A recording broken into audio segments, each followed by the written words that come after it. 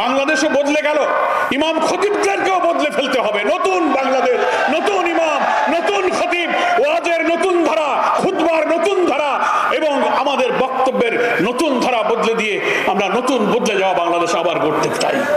এই জন্য এমন কোন আলোচনা, একটু রসাত্মক গল্প বললাম, লোকেরা একটু হেসে দিল।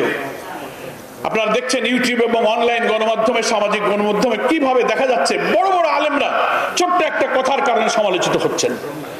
এমন গল্পে এমন রসাত্মক কথা বলার দরকার নেই যে আপনি বিরাট ডিগ্রি নিয়েছেন, আপনি প্রফেসর, আপনি ডক্টর, আপনি 3টা সাবজেক্টে কামিল করেছেন, অথচ একটা কথার কারণে আপনার ব্যক্তিত্বটা হালকা হয়ে গেল, আপনার ওয়েটটা মানুষের কাছে খেলো হয়ে গেল, ছেলেমি হয়ে গেল, বলে আপনার কথার আসর কিন্তু আর হবে না। অনেকে বলে যে ওই মেহমানের আমাদের আর দরকার নেই, উনি এত হালকামি করেন কেন, অথচ তিনি যথেষ্ট পড়াশোনা করেছেন, যথেষ্ট জ্ঞানী।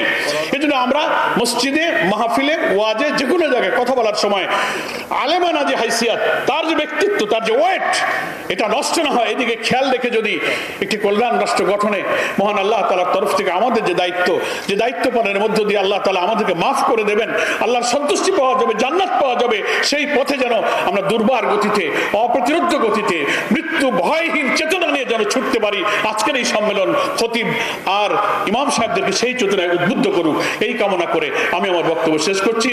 আল্লাহ হাফেজ, আমা তৌফিক ইল্লা বিল্লাহ। Double million offer, Walton fridge কিনে পেতে পারেন 20 লক্ষ টাকা, রয়েছে কোটি কোটি টাকার নিশ্চিত উপহার।